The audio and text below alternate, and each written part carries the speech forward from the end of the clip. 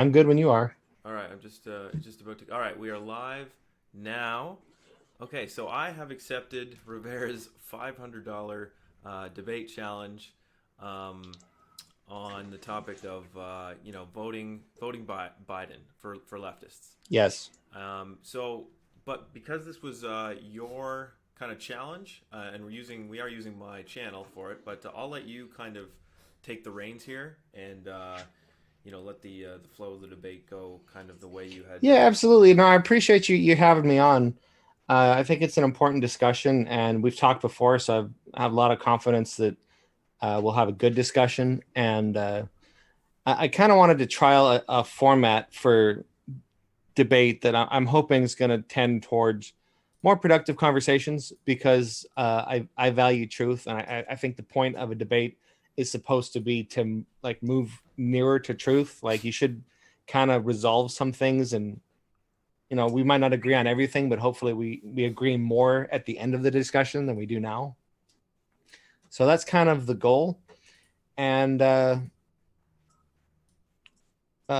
format I had, just to broad strokes it, like we don't have to do all of it. Like I planned on a steel man opening. It's not necessarily necessary for a fairly simple discussion like I think we're going to have. And I think we both should understand the other side fairly well. uh, but it is important if we want to advance towards truth. I think it's important to try to stick to one argument and one point at a time, Yeah. because you can't advance if you flip all over the place. So we want to stick on one point till we either agree on it or figure out why we don't agree on it, Okay. and before we move forward. So it sounds like you've prepared your own argument. I have my own argument as well. uh, and like we need to deal with one at a time. So if we dealt with the arguments very quickly and wanted to move on, we could continue. I don't mind. Uh, but definitely one at a time is the important thing. Okay. Well, I mean, I can open. I do think it's important to allow interruptions. So you just interrupted. So go ahead. Very good.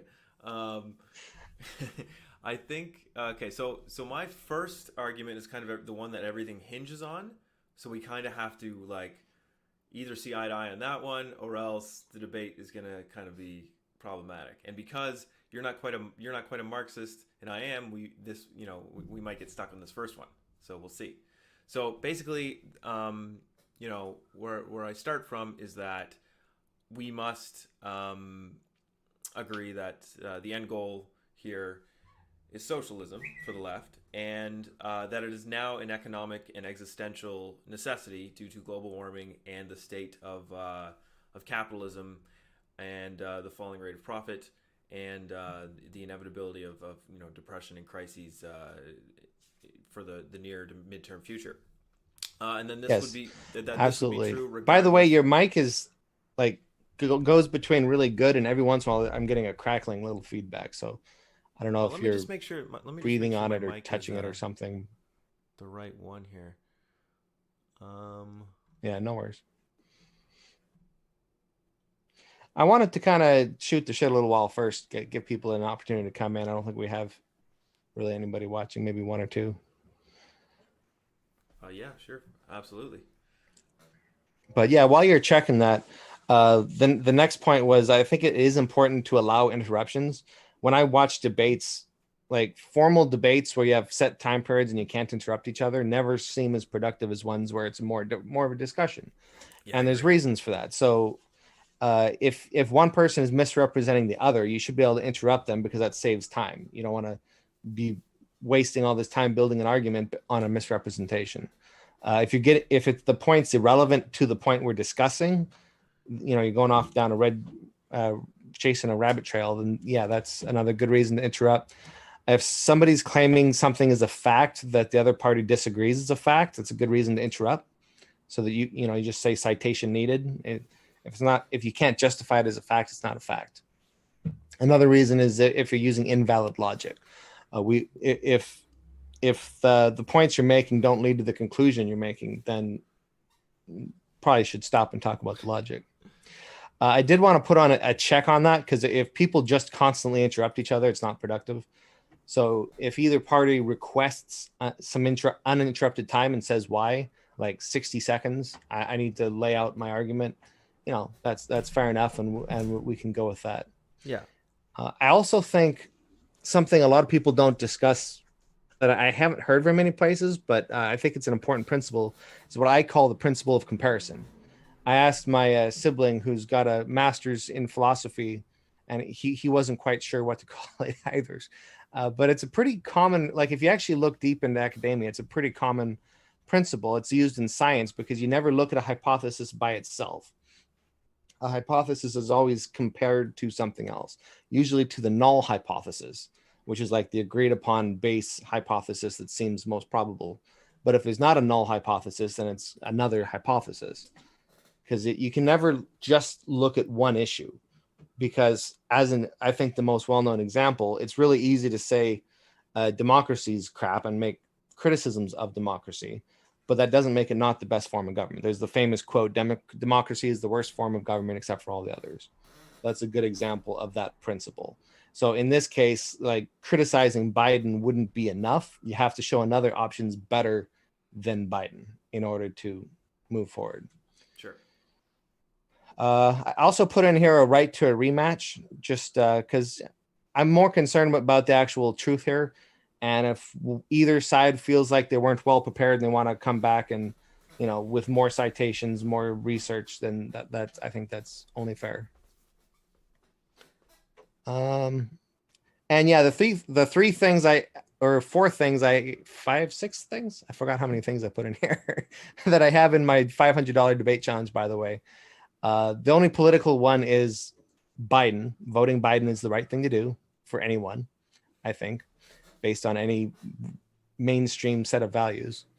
And whether the earth is flat, climate change, young earth creationism, natural selection, and evolution. So I've spent a lot of time in the last decade debating those things online, and I'd love to have some actual live debates on those things. So far, my channel has just been kind of straight political, but definitely love to talk about those things. I doubt you disagree with any of those, though. No. Yeah, I didn't think so. So I'm really looking forward to it, because I have the best arguments against a flat earth and against a young earth that anyone's ever seen, because I've been doing this a long time. I've made it very simple, and I would love to do that. Totally. So once I get bored of the Biden discussion, I'm going to start, I'll make a challenge video for flat earth, and then I'll go around posting it. So we'll see.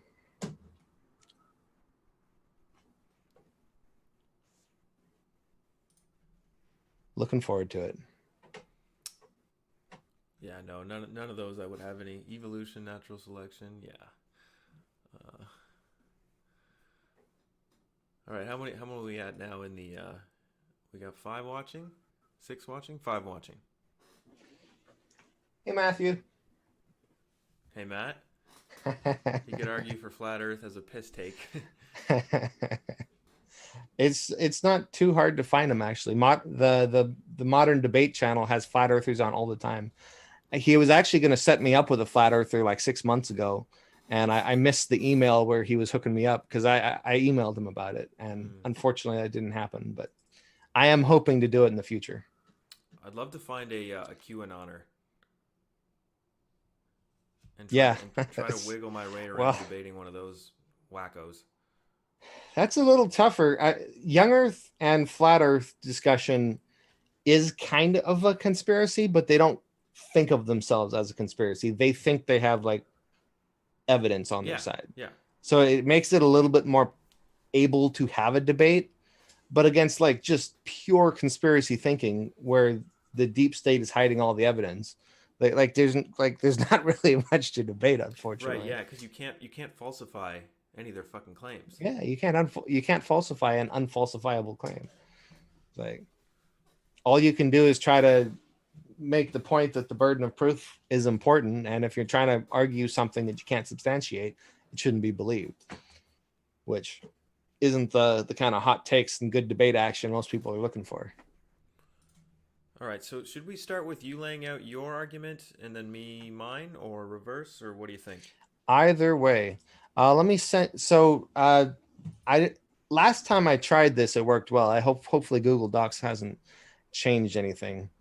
But before, multiple people could edit it at the same time, which makes it so real good for this kind of thing where you can edit, I can edit, and it can show up live on both our screens at the same time. So hopefully that works. I'm going to send you the link to my argument in case you want it up there. Sure. Yeah. And I didn't actually get to like how collecting the money would work because the aim of this kind of discussion is to try to create a logical argument. And in a logical argument, if the premises are agreed to be sound and the logic is valid, it leads to a conclusion that neither side can really deny. It So should. that's the goal. Is what's that? Yeah. It should. Yeah. So that's the goal. We'll see how close we can get to. I'm going to just link it in the Zoom chat, I guess. Okay. The Zoom chat. Gotcha. Yeah.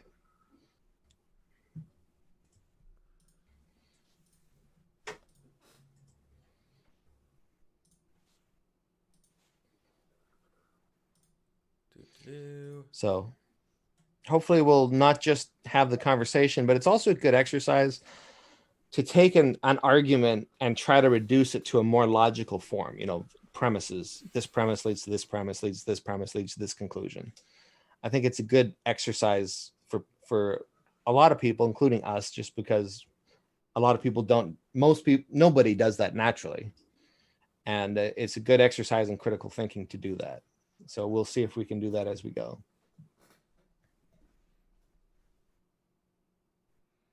So yeah, you want to go first, or you want me to do mine? Um. Okay. I'll summarize mine fairly quick. If I could, before you start, you started by saying that you're a Marxist and I'm not a Marxist, Well, I thought I could be and wrong about that, but I I thought would heavily disagree with that. But it kind of depends on how you're defining Marxist, because there's a million ways of defining that. But I'm very much a socialist. Uh, I want the workers to own the means of production. okay, good. I want to decommodify at least a whole lot of stuff, maybe not everything. So yeah, definitely conservatives would for sure call me a Marxist. So Okay. Yeah, I actually wasn't just sure. I actually thought you were more of a social democrat or democratic socialist like Bernie type, but that's good to hear. no, I like my favorite label. I generally don't like labels because if you go up and tell somebody you're like a Marxist Leninist, most of the labels the left uses are kind of counterproductive. Like it scares people off. They're like, what's that? The label I like to use is libertarian market socialist because it kind of twists people's head around. They go, wait, what? Because it sounds to most Americans, it sounds like you have all kinds of internal contradictions here. How can you be a libertarian socialist? I thought socialism was authoritarian. I thought it was a state economy. How can you have a libertarian market socialist?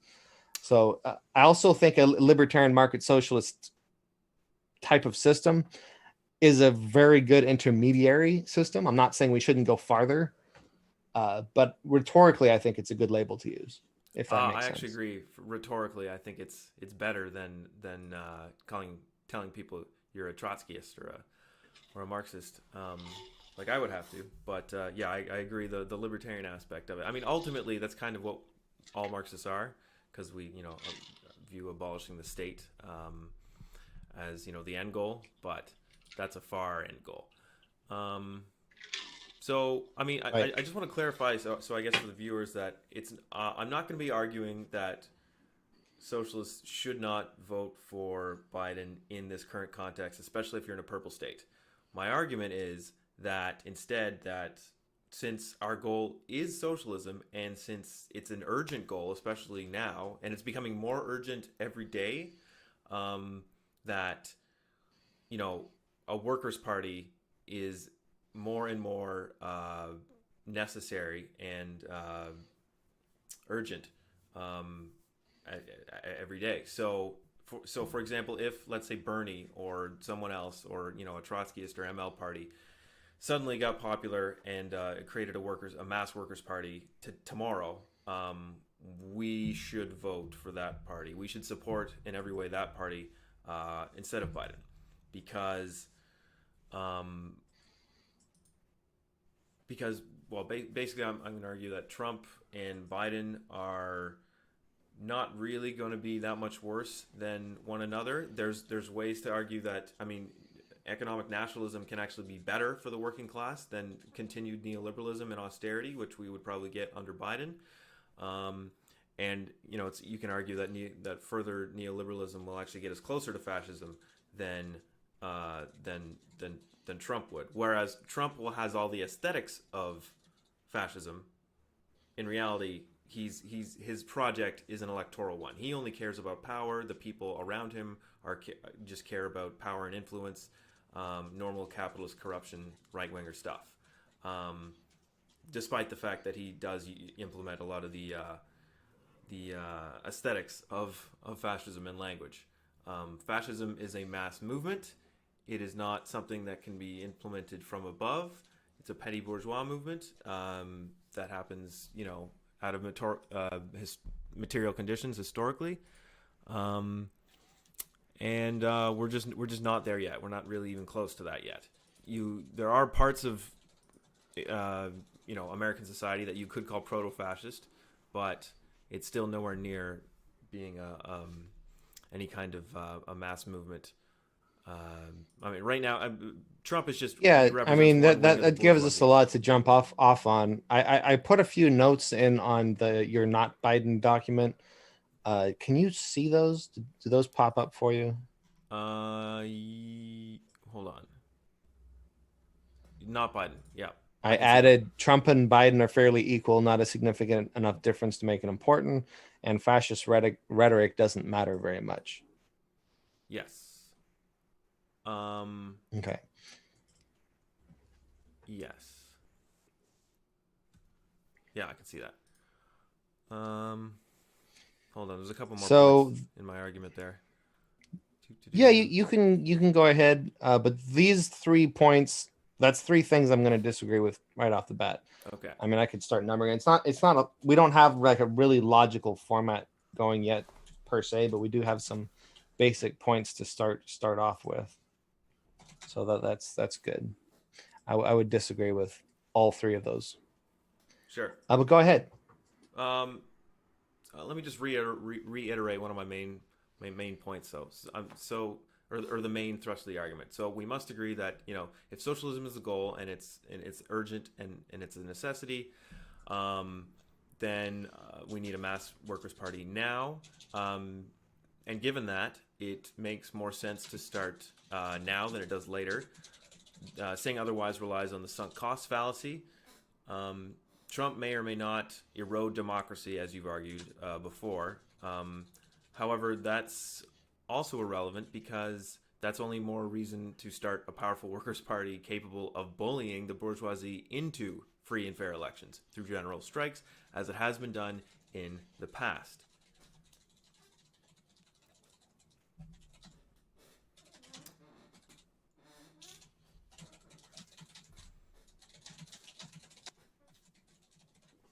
Okay. So I should probably just not even number the points yet because we're going to keep playing with this.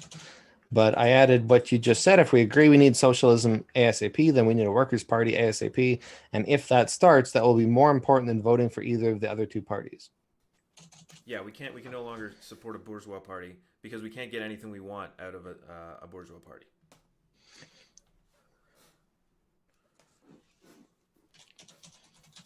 We can't get anything we want out of the existing two parties. Yeah.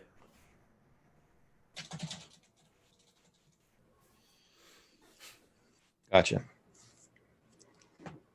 So is that it, or is that are we ready to start talking about these points? Okay. The first thing I'd ask is for some clarification. In your envisioning of what you mean by a workers' party, how would that differ from the existing Green Party, say? Sorry, the Green Party?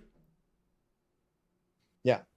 Well, the Green Party is a it's just kind of like a populist or bourgeois party. It doesn't represent a class. It represents some issues, um, and it says nothing about workers' relations to the means of production versus capitalists.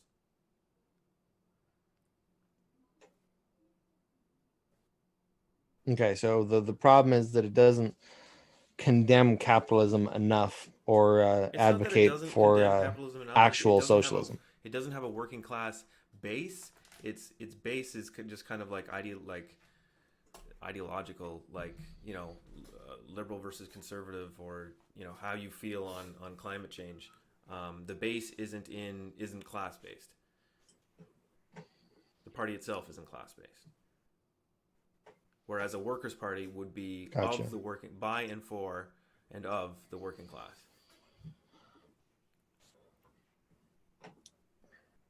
Where is it?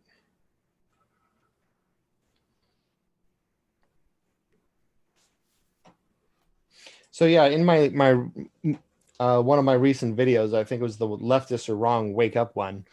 It's all about how important it is to start winning ASAP. And from what you've been saying, you seem to agree with this. I think we just have different definitions of winning and how to get there. But my argument, just to put a little context on this, to nutshell the video, is that if the left doesn't start winning in the next decade or two, we literally never will, like ever. It's going to become materially impossible to have a socialist state. And the main reason for that is because, I mean, climate change factors, and there's some other stuff, but just to nutshell it, the main factor is the growing wealth inequality is increasing the difference in power between the oligarchy and the rest of us. And when you factor the reason they're becoming more wealthy is because the means of production that they own is becoming more automated and more driven by AI. That's why Jeff Bezos is now worth $200 million. A lot of people don't think of it as AI because it's fairly intuitive to us. But when you go to Amazon.com, you're not talking to a clerk. There's no stalkers. You can't go ask somebody for help per se. It's all automated through that software, and you've replaced a whole bunch of labor. So this is the way the means of production is trending. The means of production is becoming more efficient and more profitable, and the people who own it are getting all that benefit. So as they become more and more powerful, more and more wealthy, and labor has less and less impact, pretty soon we're going to hit a point where there's just not going to be any stopping this runaway train. This is one of those instances where slippery slope fallacy isn't a fallacy, because we are sliding down a slippery slope. All right, so and at some point you can't come back. Let me jump in there. What's that? So it's actually not quite true that as they abolish the need for human labor and mechanize and automate, they're becoming more profitable. That profitability does increase at first, but in the end, they're actually abolishing their own profitability, because profit only comes from human labor. You can't profit off of a machine because you've already paid for that machine. You can't exploit a machine. You just own it. You can only the reason you can exploit humans is because you can pay them less than the value they produce. So okay, you seem to be defining profit as perfectly analogous to exploitation. And you're right. In a purely economic sense, if I buy a machine and it doesn't need any labor, and it creates stuff that then sells and makes a profit, you're making a profit off the machine. Yeah, for now, until all the other capitalists get that machine too, and make it drive down the price so that you're not making any profit. Well, these things typically tend toward monopoly. That's why there's most of the freaking universe is owned by Facebook, Google, Apple, Microsoft, Amazon. And because these things do tend toward monopoly, they buy out competitors. They use patents. All the mechanisms of power that they've put in there to protect themselves. So I don't think that's true. That's kind of a classical liberal assumption that, Well, actually, it's a Marxist assumption. That's competition what is the going to falling rate solve of it. profit is, and you can look up the world historic rate of profit. It has been on a steady decline for the last 200 years, and it's approaching zero by the year 2054 is when it's predicted. Capitalism will break down before then, but you're seeing now a crisis of overaccumulation. That's part of what's so wrong with the economy, because capitalists are not finding anywhere new to reinvest their money. I mean, the way capitalism works is that you profit, you gather more capital, and then you reinvest to expand your profit base. But now there's all this I mean, money just I sitting don't. around because there's nowhere to invest. There seems to be some flawed assumptions there because uh, the oligarchy is getting more and more rich all the time. So Then why aren't they reinvesting? they are reinvesting. They're not. Then how is their wealth increasing so quickly? Like Jeff Bezos' wealth has doubled in Right. like Wealth is 6 months different or something. than like you can have lots of wealth sitting there, like, but it's not accumulating. Meaning capitalism can't go on much longer if they don't find new ways. Right. Capitalism always has to be expanding. I guess I just don't trust that because people have been saying that forever, and that everyone's always thought capitalism was going to fail because of its internal contradictions. And Marx thought that, and it hasn't. The oligarchy is very good at defending its own interest and keeping stuff alive and floating it. So, I mean, I do think that they will keep the system, because obviously, if nobody's working or getting money, nobody's buying products. So, the oligarchy will be willing to keep people alive. There might be some, UBI or something for a while, just, try to suppress the people. But as that wealth goes up, and it's going to get to a point where the oligarchy, probably 100 people at most, is going to own most of the planet, most of the means of production. And at that point, it seems pretty likely to me that they're just not going to feel the need to support the poors, the people who aren't economically productive for them, and that they'll probably end up separating the planet out in some way or another. So it's like Mad Max dystopia for people who aren't part of their society, and they'll like imperialistically control the rest. I mean, this is how a lot of the fictional dystopias go. And I think it's for a reason. There's always this like utopia for the rich people, and then the rest is like, try to survive. Hunger Games. Okay, Hunger Games, that part is all true. kinds of them. That part is true. Like it will be the monopoly tendency will make it so that 100 people or less own everything, but it still doesn't change the fact that capitalism, as we know it, will break down because they still need to find ways to make more money than they did the year before. And with automation, they're well, yeah. I mean, abolishing their own form of it. profit. When you get to that final point, which I'm not saying happens in a decade or two, I'm saying that's probably 50 to 200 years down the road. No, When you get to like the like 20 to 30. Well, I mean, we'll see, but I'm talking full on dystopia where it's like a completely divided society. There's like walls separating their utopia from ours that are policed by little AI drones with thermal imaging, with a kill zone, but all this kind of shit. It's gonna making a revolution basically impossible. And once you get to that point, there's no going past that. Well, I don't see how we agree like on the urgency socialism of works. socialism now. And the main point here is that as AI and automation gets more important, labor becomes less important. Our power gets less. There's no point in a universal strike when everyone's striking is on UBI. They don't care.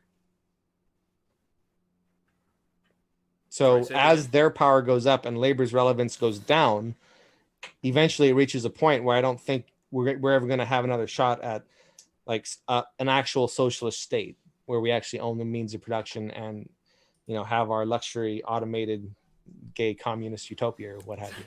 So then while we still have any power at all, we need to take it, because as we you need say, to we're start losing winning it every day. Then we need to have a workers' party, and we need to organize well ASAP. This is so I think we kind of agree on the coming badness of the future and how important it is to start winning.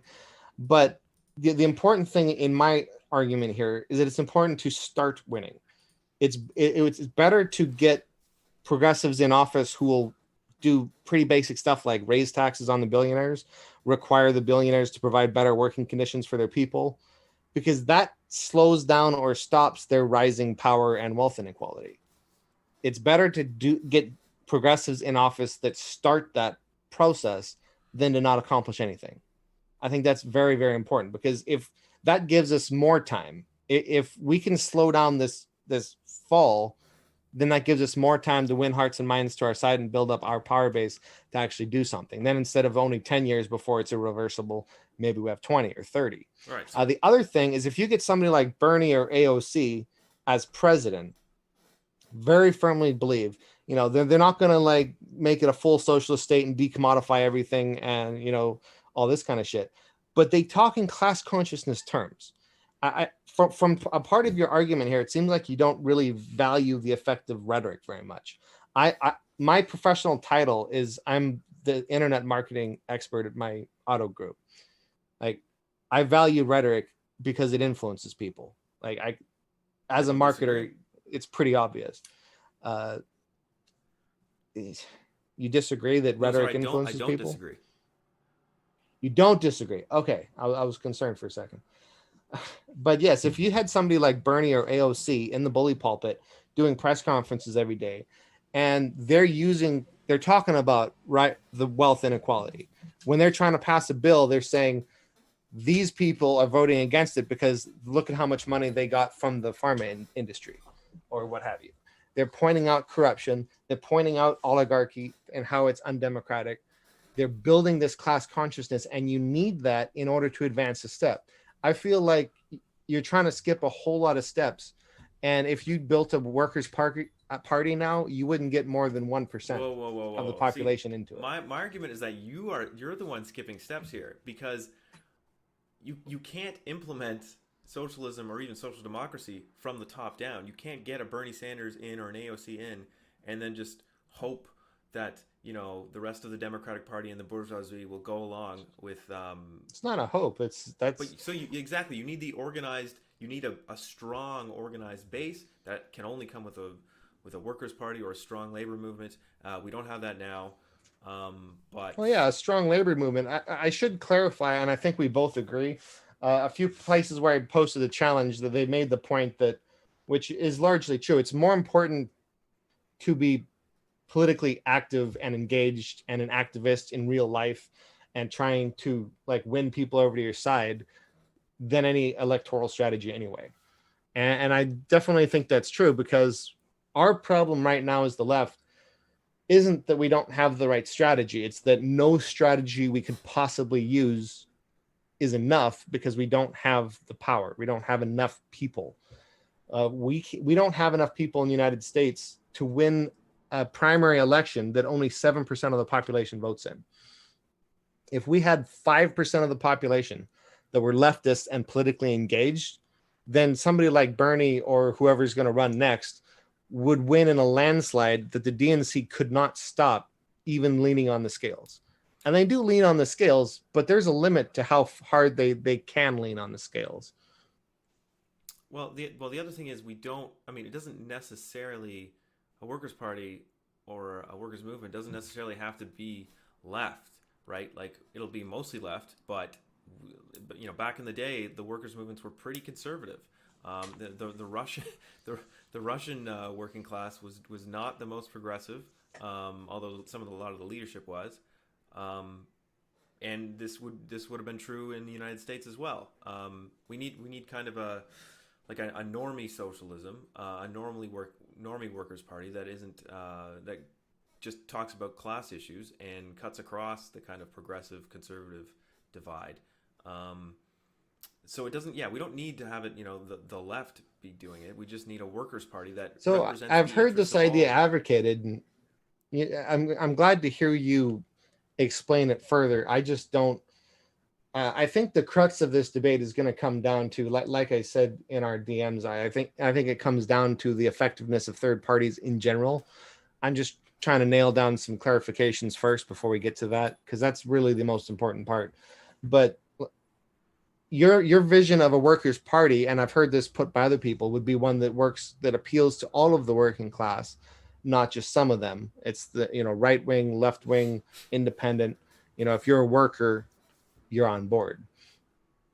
The problem is we live in a very highly partisan age, uh, largely because of the effect of the algorithms that control our entire freaking lives at this point.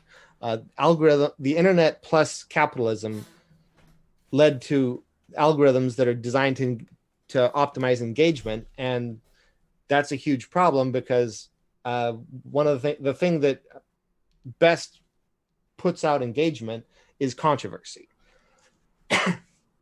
And the best kind of controversy for engagement is not nuanced controversy. It's really dumb hot takes mostly, because, and I've seen this for years, because like I said, I've been debating online for about a decade, all kinds of subjects. It's something I like to do. And if you're in a discussion group on Facebook or whatever, and like I'm in some creation versus evolution groups, and what happens is you'll have one person that posts a really more nuanced take on how the Bible and evolution don't contradict each other or something like this. It's a more moderate liberal kind of take, and you'll get like 2 comments on it, and then you'll have another one that's all misspelled, bad grammar, and it's like, if evolution is true, why are they still monkeys, tards? Right? And that's gonna have 500 comments in an hour. The reason is because if you disagree with that take, it's really low-hanging fruits. So people have limited time, energy, limited attention. They're like, oh, I can counter that real easy. I can come in with my hot take and just bam, it feels good. So that gets a lot of engagement because it's stupid, not in spite of the fact that it's stupid, because it's stupid. And people who kind of agree with the premise of the OP might kind of debate it in more nuance in the thread, but because they're brought into it for the chaos. So the point of this is, these algorithms that control our lives are making everything hyper partisan, a lot more controversial, and most people have a position on all kinds of stuff. So the point of this is, I don't know how a workers' party cannot take a position on a whole bunch of issues that are important to a whole lot of people. What do you mean? Like, are you just not going to have any position whatsoever on immigration, on race issues, on sex and gender issues? You're just not going to have a position? I don't think you can do that in today's political era. No, I mean, we would, but like we wouldn't, like we're still pushing for emancipation of all workers and working class issues first. But like someone asked, like what are your views on abortion? We're just like, we're not, it's not our business. We're not going to ban it. Like like if you have an issue with that, that's on you. But we're gonna fight for your interests and for your the end of your exploitation. If you don't want an abortion, don't get one. Right. And I mean, right. Which, I mean, I agree in terms of rhetoric. I would love to be a consultant for a progressive campaign, because I do think it would be very easy to use populist rhetoric without actually conceding any important ground on policy. Yeah. I would never act like abortions are a good thing. I would tell pro-life people, abortions are tragic. We should work to reduce them. I'm not going to punish women that are making a difficult decision, but I do want to reduce abortions. That's why I'm in favor of sex ed, contraception. They're proven to work. I'm also in favor of maternity leave. I'm in favor of universal health care, so that single moms can have health care when they need it, so they can feel like they can be a mom and they don't have to have an abortion. Like, these kind of policies reduce abortion. So that's an example of using your rhetoric in an intelligent way without giving ground on policy. So I agree with that. I just don't think you need a workers' party to do that. Okay, and I don't think a workers' party can be relevant. And it depends on how, I shouldn't say that. It depends on how a workers' party was run. You could create a workers' party that was actually intelligent for the United States. And a party like that would have to work in a way that they only get into elections that are A, uncontested, or B, that they are pretty confident they can win. And they would have to have like a campaign promise that if they're not leading in the polls by 2 weeks before the election, they drop out. Because otherwise, whatever party most represents the values of the third party is going to lose because their vote is getting split by such a party. That's why it's a two-party system and why third parties can never be effective. So this is, I think, the most important thing to discuss, because I don't think third parties can possibly do anything beneficial whatsoever in a presidential election, certainly. Now, if you want to make a party that, like I said, goes for local elections, builds up its power base, and works on making sure it's not splitting the vote and letting in fascists, then yeah, I could get behind something like that. But if you're actually competing against two parties and splitting the vote, that's not going to do anything positive. It's a two-party system, and if you're in a presidential election, going third party in a two-party system is basically political LARPing, in my opinion. Okay, it's a beautiful fantasy that you get to vote for somebody who represents your interests, but it's a fantasy all the same, and it's never going to go anywhere. So I can support that in more depth, but I'll let you respond. Okay. I think the argument you're making will be kind of irrelevant within the next 2 to 5 years, based on all the indicators of the economy. Both the Republican and Democratic parties are going to be completely discredited, basically, once the shit hits the fan and the chickens come home to roost, with the debt and the U.S. dollar not becoming or losing its status as the world's global oil currency, corporate debt, personal debt, the bond market. There's a triple bubble right now. It's all going to collapse, and it's so the amount of people that are going to get thrown out of work and permanently, and they're not going to be able to sustain it with the tools they have been using. It's going to make a workers' party necessary anyway. So you're going to want to have it started now rather than later, when that shit hits the fan. You're going to want to have it organized as much as possible, and have some history behind it for now. And as for winning, the importance of winning, the way you do that is through workers' action. You prove yourself to the working class through organizing strikes and pressure campaigns on say the Democrats to get things passed or whatever it is. You don't have to necessarily win federal elections or seats in order to be effective, in order to grow the party. The Bolsheviks themselves they had 8%, some tiny minority of support among the social democrats in Russia, until Lenin came back and they basically revealed the uselessness of the Mensheviks and the correctness of their methods, until so the workers finally switched sides and supported. It's easy to conflate two things here, and one's the effectiveness of a united political bloc, and the other's an actual electoral party.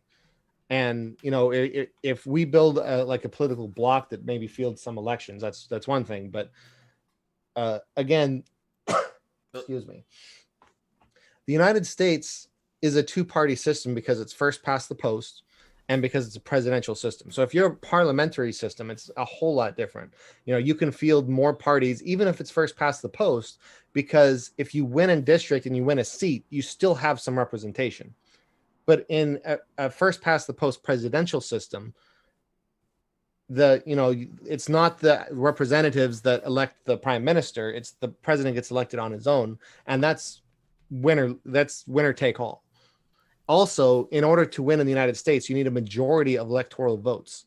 Not just more than the other two. You need half of the electoral votes. And if no party wins half, the House of Representatives gets to decide the election. So if you don't have enough support, enough power to win the House of Representatives, you're not going to win as the third party. More importantly, if you don't have enough power to win the Democratic primary, you're not going to accomplish anything in a third party. Just mathematically, it takes 5% to win a Democratic Party, like a federal one, like a presidential election, because only about 7% vote in the election. So 5% is a landslide, a freaking landslide. Like they can't stop that. Whereas to win as a third party, you need 35 to 50% of the vote. It's mathematically the United States system, which is what we're talking about, is far more vulnerable at the primary level. Right. And I don't think in a presidential election, to keep it simple, a third party can do anything beneficial, because unless you can go from 0 to 50% of the vote in one cycle, all you're going to do is split the vote and let the fascists win. And this needs a little bit more discussion. Your audience might not know, I grew up conservative. I was the second oldest of 10 kids. We were homeschooled, fundamentalist, Tea Party. If you've ever watched the Duggar show on TV, that was us. It was literally the same cult. My sisters wore the same clothes, the whole fucking 9 yards. I mean, when I say I grew up conservative, I mean fucking conservative. All right. Like conservatives here.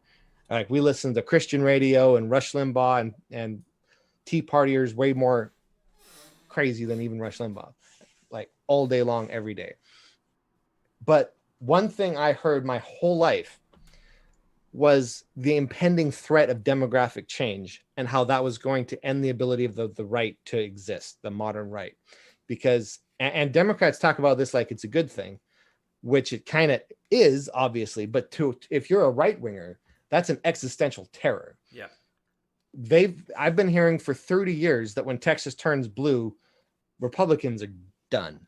And they don't say it in a positive way. They're fucking terrified of that. This cycle, we've had polls where Texas is going blue.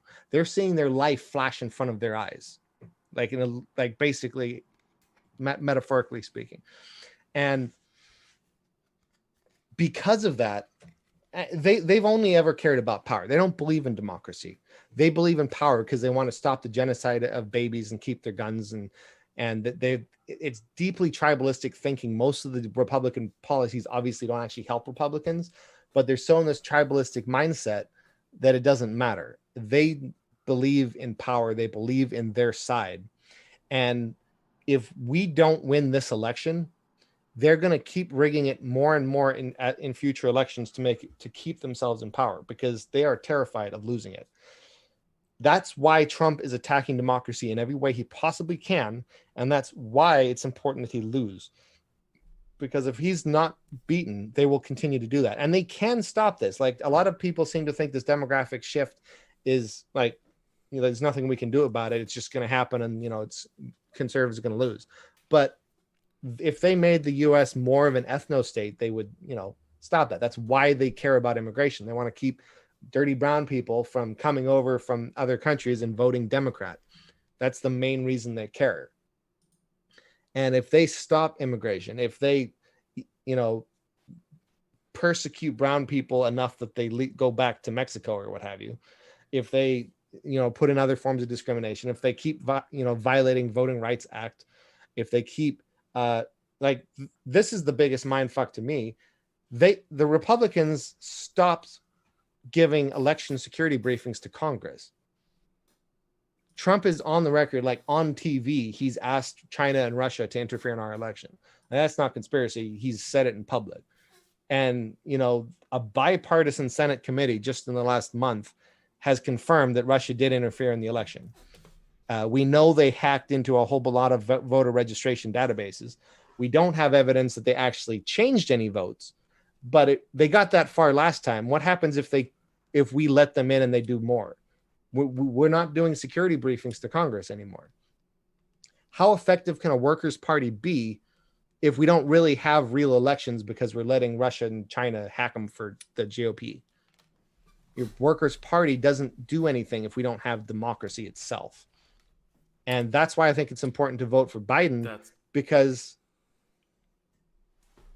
Trump's an existential threat to democracy. We need to vote for the enemy that's easier to fight. Okay, so a few things there. Bourgeois democracy itself is premised on uh, on capitalism, right? And capitalism is premised on the relationship between workers and capitalists. And there's far more workers than there are capitalists. So I mean, the details, the machinations of parliamentarism and what goes on in the bourgeois state, even in terms of the electoral system, in the end means little if the working class is aware enough and organized enough to just throw their weight around, right? Because there's way more of us. They're the capitalists and the people Exactly. in power depend on the workers That's working. my argument. Depend on the workers working. So if the Except workers it's more organize and say effective we're in a going to stop Democratic working, primary than in a general election. sorry.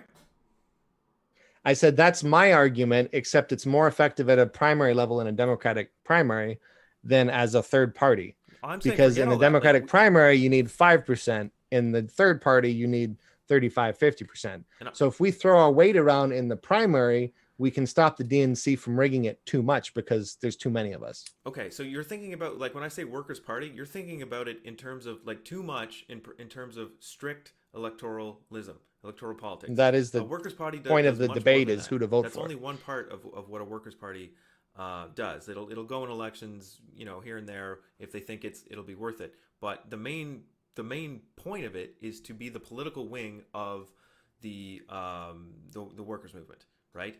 And to advocate for their demands, whether or not that means running in elections. So we don't necessarily have to win individual races to actually get what we want, right? We can, like, if we throw a weight around, do a general strike or whatever down the road, then we can pressure the bourgeois parties into doing whatever we want. Because I mean, they have no power without the working class um,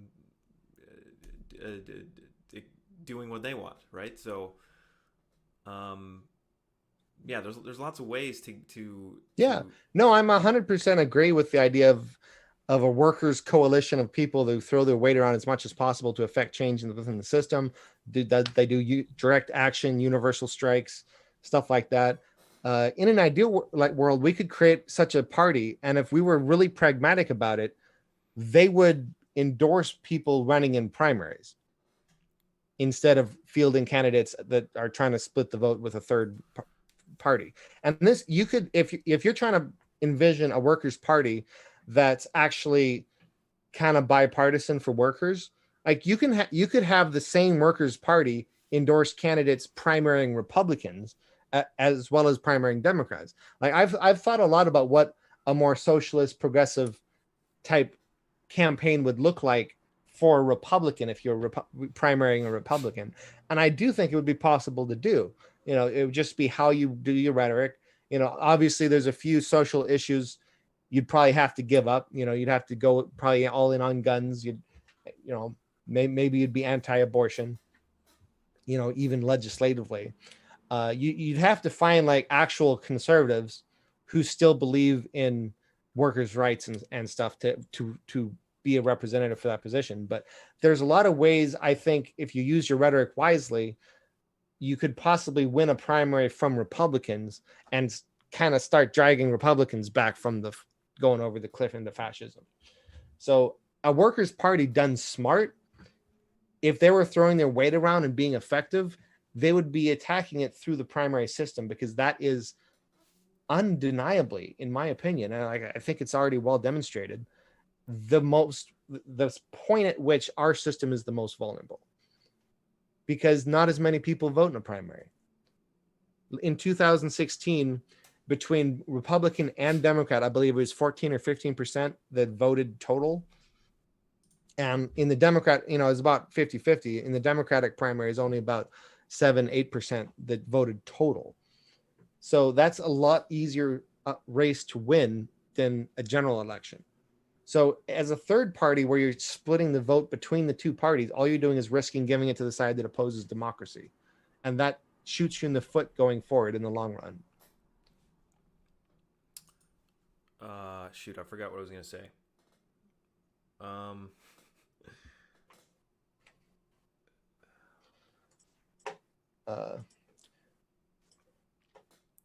Let me pull up my argument, which I think we've already kind of covered a lot of it. I thought it would probably come up as we responded. But yeah, the point one is the U.S. is a two-party system, thanks to being first past the post, as well as being a presidential system instead of parliamentary, as well as a host of other laws and policies, including needing to win a majority of the electoral college. So lots of ways it's a two-party system. And that means, for the second point, there's only three choices. There's Trump, there's Biden, or choosing not to choose. An implied premise of that point is that third parties in a two-party system fall under the choosing not to choose part. And in fact, a second premise under that would be that the system's far more vulnerable to change at the primary level. 5% of the population would win a primary by a landslide, even if the DNC was leaning on the scales. Whereas a third party needs 35 to 50%. Okay, so so if you can't win a primary, you can't win as a third party.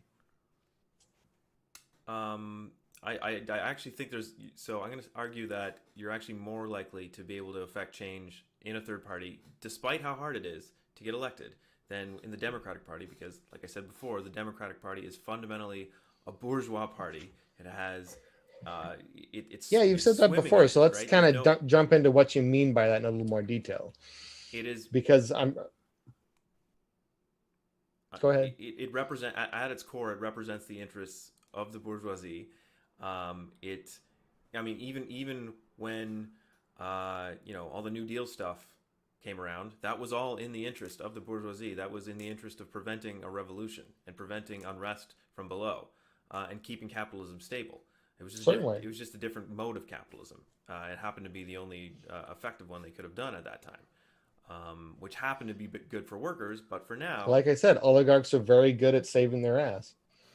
Right, but they're running. That's why I'm not now convinced that the system's going to fall apart so quickly. So I mean I could get you to read some things, some books that might change your mind on that, but I'm probably not going to be able to change your mind here. But as a bourgeois party, let's say Bernie or AOC got in, so they would be. I understand. Just to stop you real quick, because this is. Let me stop you for a second. So you're saying it's the bourgeois party because of what the party's historically represented.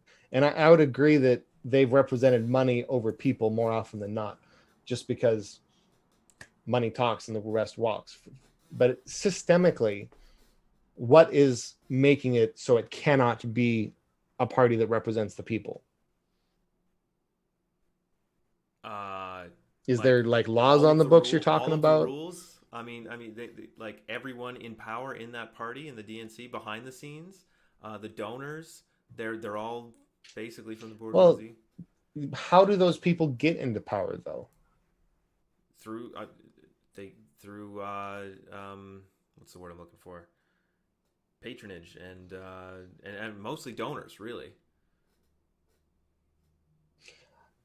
Well, my point is that there's been a lot of progressives. I'll guarantee you there's a lot of DSA members even that are part of the party structure because they've attended the Democratic Party meetings. They've inserted themselves in the local group. They've become valuable to them in local campaigns, and they've worked their way up. Bernie used his leverage in both 16 and 2020 to get people into party structure with some power. And that's one of the reasons they can't outright rig it, because there are people watching them that are within the organization, and they know that. There's plenty of people who would leak if they were just like, yeah, take that box of ballots and throw it in the dumpster out back. There's people watching this within the system that don't let that happen. Not to mention all the people that aren't in the party structure, they're watching from the outside. I mean, if you were on Twitter during any of the primaries, you saw all the threads about, holy shit, they closed down this polling location and this burning location, blah, blah, blah, blah. All the dirty shit they're trying, there's watchdogs watching them and calling them on it. But that's there's only so far they can lean on the scales. I don't deny they lean on them, but they can't stop a workers group that hasn't the right amount of power. 5% of politically active people, and you win the primary, and the DNC can't stop you. Bernie was the front runner this cycle for a whole month by all the betting odds, by all the polls. By 538, it wasn't until everybody else in the entire field united and had this red wedding weekend where the other progressives refused to jump in, and we all know the whole thing, and we all freaking died a little inside that weekend. But he was the front runner. He had a good chance. And if we had just a little bit more power, a little bit more politically involved workers, we could have won that primary. And then what? Like, I don't. You're arguing it's inherently a bourgeois party, and it cannot not be a bourgeois party. Yeah. And I disagree. Like, it has historically been that, but there's nothing in there that keeps it from happening. Well, If you A, had they even make their own close rules. to enough workers to win on as a third party, you could run roughshod all over the Democratic Party or the Republican Party. Like I said, we could primary at both ends. But they make all their own rules, though. They can change those primary rules on a whim. Yes, Like but they're still they one of the reasons they lost 2016, as they know, is because Trump was able to use like crazy the fact that they had all those leaks showing they were leaning on the scales against Bernie. There's a limit to how far they can tweak that. If they don't appear to be democratic, it kills them. And if they leaned on it enough, like let's say, and this was something I thought was very plausible. Let's say the red wedding weekend didn't happen. Bernie went to the delegation. He had 48% of the delegates. Didn't have a majority. And so it went to a second round in voting, and they screwed him over, and they came out with like Hillary Clinton as the nominee or something, which is, entirely possible because it's, basically a private club. They can kind of do whatever the fuck they want within certain rules. yes, That is a good time to start a workers' party because that would make the whole country light on fucking fire.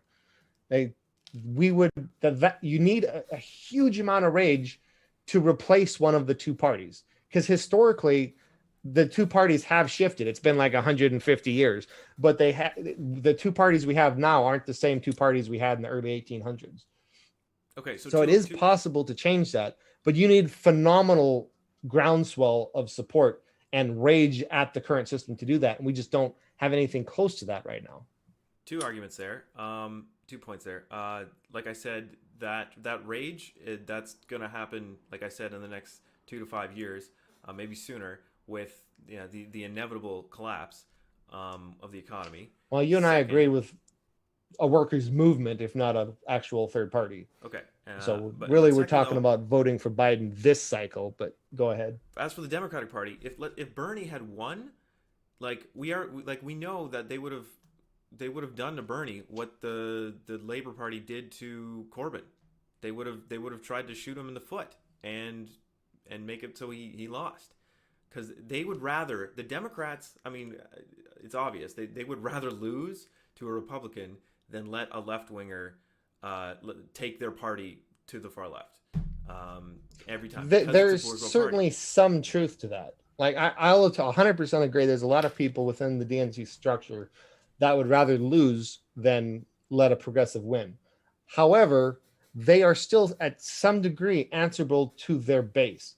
Mainstream Democrats, the actual voters, do not want to fucking lose. They fucking hate the GLP. That's why they label themselves Democrats. Like there's a limit to this. And again, this is an argument that equally works against you. So if there is this system that's going to stop a progressive from winning from within the Democratic Party, it's far more effective against a third party that's outside of the system entirely. You don't escape the power of the establishment just because you're in a separate party. It's actually harder because the entire country knows it's a two-party system and you have no chance. Right. Well, the Green Party's policies are very popular if you poll the policies, but in 2016, they won 1%. In this election cycle, it was hard to find polling. I was trying to find it at the last minute before this discussion. I found a Pennsylvania poll that showed the Green Party at 1% and the Libertarian Party at 2%. Right. It's highly unlikely they'll get more than 2 or 3% this election. Neither of those parties are built around organizing the working class into action, right? Whereas a workers' party But there's would. been a lot of third parties in the last 150 years. None of them have managed to escape this. It's not the CGP Grey video on First Past the Post. I highly recommend it to everybody. I think I'll drop it in the chat. I have seen it. It demonstrates how a two-party system isn't a two-party system because of anything to do with ideology. You can sit here and talk about how the Workers' Party would be ideologically different than the Green Party, the Libertarian Party, but it doesn't escape the argument CGP grade gives, because as you remember, he uses colors and animals to demonstrate the point. There's nothing to do with ideology. It's just the way the system works. Okay, but like I'm saying, yeah, but that it still doesn't do anything for the fact that like if the economy collapses, which it will, then the both of the the Republican Party and the Democratic Party will be undermined and exposed for what they are, and think people are going to be Well, that's a desperate big for an assumption alternative. that's begging the question that I don't agree with. But I mean that's it's there. There's no indicators that say that we're gonna the next 5-10 years are gonna be anything but a disaster. So I mean I don't know how we can argue that. Sure, 2008 was a disaster. We still have two parties. Yeah, we still have two parties, but it wasn't the it was just that was just the first straw that broke the camel's back, and the austerity hasn't worked since then, and now they're running out of tools. Like they tried the tools they had there, and they're exhausted now, and the states are in much worse economic condition now than they were in 2008. Like, I agree that we have the like the workers movement, the progressive movement has a lot of, like, as the neoliberal policies fail more and more, that helps our side more and more. The point is that again helps my argument, because the system is most vulnerable at the primary level. That's just an unavoidable fact. So as the mainstream establishment corporate Democrats slide into irrelevance because people realize their policies aren't working, that only helps the progressives who are primarying them. And if you can't win that primary, then you're not going to win a third party. Like, there's nothing stopping you from doing what you're envisioning as a workers' party while you're primarying the Democrats. Like, you can have this mainstream populist rhetoric that appeals to people that are traditionally consider themselves on the right, that appeals to the independents. Like, this is why Bernie did so well. He beat Trump among independents by 18 points. Like, especially in 2016, more than 2020, he was really good at this populist rhetoric. And another point, this is one people may have heard from Bosch, but I'll just put it in here very quickly, is that the most effective insurgent challenge to establishment power that's ever happened in the United States happened after 8 years of Obama. Because if there's a GOP person in power like the Trump, mainstream Democrats and most people blame Trump. They don't blame Democrats. So when you have a neoliberal corporate Democrat in charge and you're a Democrat, you're not going to start voting Republican because of the failures of that. You're going to be pushed left. You're going to vote for a more leftist candidate in the primary. That's why Bernie did better in 16 than in 20. And I agree with that. If Biden wins, he's not going to be our savior. He's not going to solve fucking anything. Now, he might slow down some things. Like, he is better than Trump, but he's going to fail a whole lot. We know that. He's going to suck. And we can use that suckage to take people who are liberals, who are Democrats, and push them to the left, push them to support somebody who has real solutions. Well, I mean, but the only solutions you can offer in a Democratic Party, no matter how left like we're able to push them, are still going to be bourgeois solutions, and they're still not going to be able to. They're still not going to be transformational or transitional, which is what we need. And the only thing that could do that is a workers' party. You can't push for ending private property in the DNC. They won't let that happen. You also can't push for it in any way whatsoever if you don't have enough people who support the idea, which we don't. That's the problem. Well, like I said, you can't do a revolution. You can't win as a third party. Like, you can't skip all these steps and go to like full on socialism without winning class consciousness first. You need 50, 60, 70% of the country but you need class consciousness to get there. How do you get 50% of the country that is not currently very class conscious to become class conscious? Through the results. The only way I see to do it be, considering that we're swimming upstream against all kinds of forces, against the media, against corporate power, against establishment power, the best way I see to do that is to get a progressive in the bully pulpit as president, where now they can't be ignored. Now they can make these class consciousness arguments because rhetoric matters. If we have progressive rhetoric pushing class consciousness for 4 years, 8 years, now we can actually keep moving past that. Uh, one factor that I think isn't talked about enough: this country goes between Republican and Democrat very regularly because people hate both. Neither one of them represents the people. It's been like that for a while, but that's because neither one represents the people. If you got a Bernie Sanders and AOC in the presidency, I firmly believe we would gain more power every 2 years after that because people would see that they represent the people and their policies work. FDR won 4 times in a row because he represented the people more. And because if he you knew got a how to good save fighter in capitalism. there, And the way that saved capitalism happened to be a right, way that was good for workers at the time, white workers. So I mean, that was nice for him. But like, if you look at Greece, like when Syriza won power, they came in with a literal socialist, Yanis Varoufakis, as their finance minister. And what happened?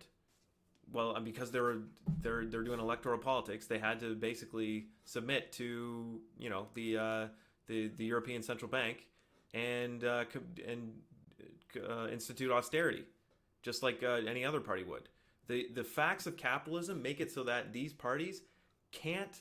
It's literally impossible for them to do anything for the workers at this point. right. But it's not because of some kind of party structure. It's because of the support they have from people. Like that's It's also because of the capitalism problem. itself. You have to actually win people to your side to build your power before you can do any kind of major change. We if we can if we push for things that are majority popular, like Bernie Sanders, like Medicare for all, majority popular, public college, uh, higher taxes on billionaires. These things decreases the power of them. Like if we could get the money out of politics, like if we got made it so it was illegal to have private money in an election, everybody got $100 voucher from the Fed, and you could give it to anybody you wanted, and that's how you structure campaign donations. Like that would, which is the kind of thing progressives push for. That decreases billionaires' power and gives us more time to continue our movement and building people's. Because yes, we have arguments that are important right now more than ever. Because what it boils down to is with AI and automation, where those spoils go to is going to depend on who owns the means of production. If oligarchs own the means of production, eventually they're just not going to want to support everyone else that's not helping them in any way. And that's when you have become a separate system and a dystopia. But if the people own the means of production, we can all benefit from that and enter like a post-scarcity utopia. Yeah, So that's a pretty easy argument to make, but we need time to make it. We need time to win people to our side. We don't have enough clout to do anything right now. We need Biden to win so that we get more time to then, in 4 years, hopefully get somebody more progressive and continue that movement. If fascism wins in the United States, like you're out of fucking time. I don't know what you think you're going to do in 4 years, but I don't think you're doing anything. Again, Trump's project is fundamentally a reactionary project, but it's not what fascism is. Fascist rhetoric, like you said this earlier, and I wanted to bring this up. So, you agreed rhetoric matters. Like my argument is that we need somebody in the bully pulpit pushing our rhetoric to push the country left. His rhetoric is pushing the country right towards fascism, and that fucking matters. The country is going more, it's splitting more anyway, regardless of what Trump does. He might be pushing more people right. He might, but essentially the material conditions aren't quite there yet for fascism. Fascism is a mass movement of petty bourgeoisie and lumpen proletariat, but it's not something that can be instituted top down. You can't. It needs to happen from below, and then right. And how do you get that support from below? support by rhetoric from the top. no. We That's have never how become it's so worked much in more the past. fascist in 4 years. It's insane how far we've come in 4 years. How much farther do you think we can get in another 4 years? Like just in the last week, it's been announced that Trump is canceling the Stars and Stripes, which is the media, the military's newspaper that speaks truth to power. It's funded by the government, but they're not answerable to the actual chain of command for the military. Uh, that's crazy fascist. Like just because uh, Trump heard that the Biden's winning among military, he goes and cancels a newspaper that hasn't been entirely favorable to him, and it's existed for 150 years. That's like one example. The USPS thing is huge. If he sabotages the post office, which he's obviously trying to, that can mean millions of votes don't get counted. Right. That's actually rigging the election. And that's nothing He's particular to trying to rig the fascism. election. He's canceled security brief. Well, I say this is about fascism because fascism only, like, one of the most consistent elements of fascism is the desire for power at all other expenses. There's no principle they're tied to more than power for the majority. And because of that, they always trend to a one party state. You don't have democratic fascist states, it doesn't exist. And Trump is attacking democracy in every way he can. What as I forgot to say this when I introduced myself, and I should have started with this to the audience, but we've gained more people since then anyway, so it's probably better now. If you go to my channel, you'll see videos from months ago against voting for Biden. I used to be a Bernie or Buster. I've obviously changed my mind pretty heavily.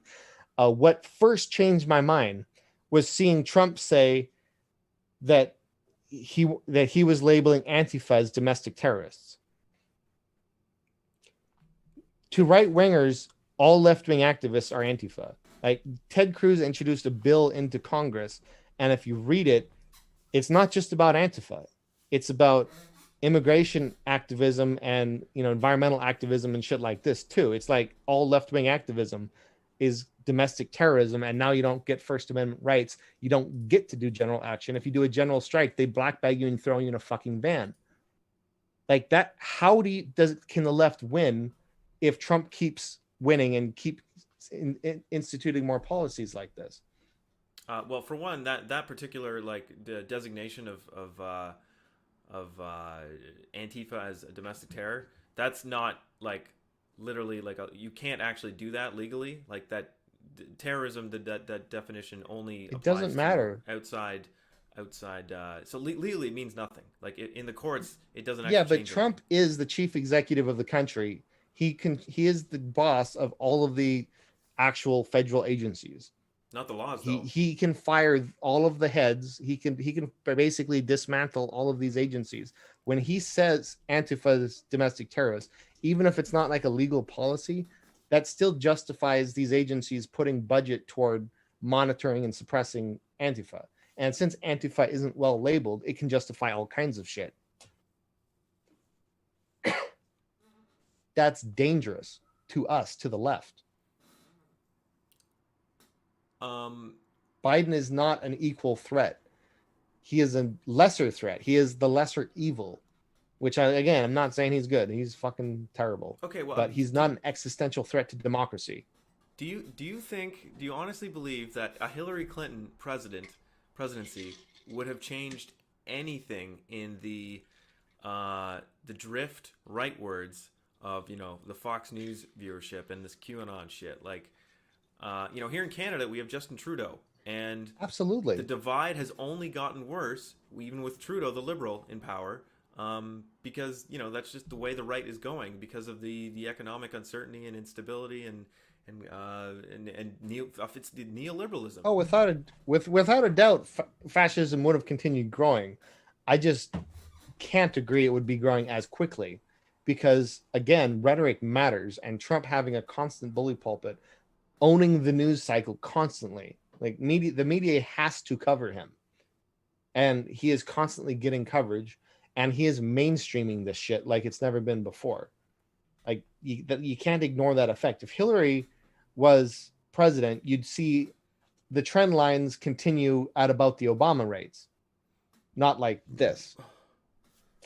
So yes, the other thing is the longer Democrats are in power that don't represent the people, the better we do in primaries as the left, because people aren't happy with that.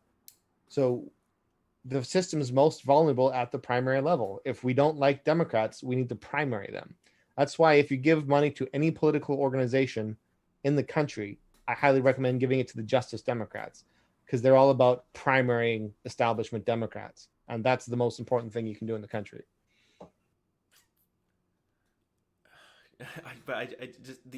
It's still gonna be, no matter who. If let's say Bernie won, he still wouldn't have been able to get anything done in this. Not just because the Democrats are a bourgeois party. Forget that. He wouldn't be able to get anything done just because of the demands of capitalism right now. If Bernie instituted the Green New Deal and I don't know, all kinds of tax hikes and this, that, and the other, and reduce profitability for corporate America, capitalism would collapse as we know it, and they would blame it on the left, and the left would get shit on even worse, and that would rise. That's how you get fascism, is when the left takes power or a revolution. I heavily disagree. Any of his policies would have been harmful in that sense. They would have been good temporarily. For B, there's a lot of stuff he could do via executive order. And for C, again, the main benefit to having him in office is owning that rhetoric and changing the narrative and pushing back, so that we can then go ahead and win more and more with each election, so we can actually change more and more. But everyone in the media would have been against him, like the Warren voters. I don't buy that. A lot of leftists say that. I used to believe that, but a crazy thing happened when Bernie was the front runner. All of a sudden, his coverage got more favorable. You'd think they would have pulled it. There's a couple examples of people who compared him to the Nazis or some shit and lost their freaking head. But there was also a lot more positive coverage from mainstream outlets, because what mainstream outlets care about more than anything is the bottom dollar. They care about profit. They care about access, which is why politicians who win, they need to have access with them. So they want to be on fairly good conditions with them. So there is a limit to how far they'll push back. Mainstream outlets don't have, it's not like the number one thing they care about is protecting capitalism. The number one thing they care about is profit for the shareholders. So that is kind of a check on this. But Bernie would be technically a roadblock to that, to GE, to all these companies. There'd be legislation against antitrust. There'd be tax hikes. There'd be all kinds of things that made it harder to do business the way big corporations wanted it to. And they might stick with them to get Trump out, but as soon as Bernie got in power, there'd be a lot of criticism of him. I'm just saying it wouldn't be 100% negative all the time. There would be outlets who would be progressive just because that would win them ratings. If he had enough support to win, then that would be enough. That would be an audience base worth catering to. There's always some outlets who cater to every group of people in the country. So I don't think it's as strong an influence as you'd say. But it wouldn't be just the media too. But to your chat, I'd love to be addressing stuff that's scrolling by. Obviously, I'm trying to have a conversation with the swole swolitarian here.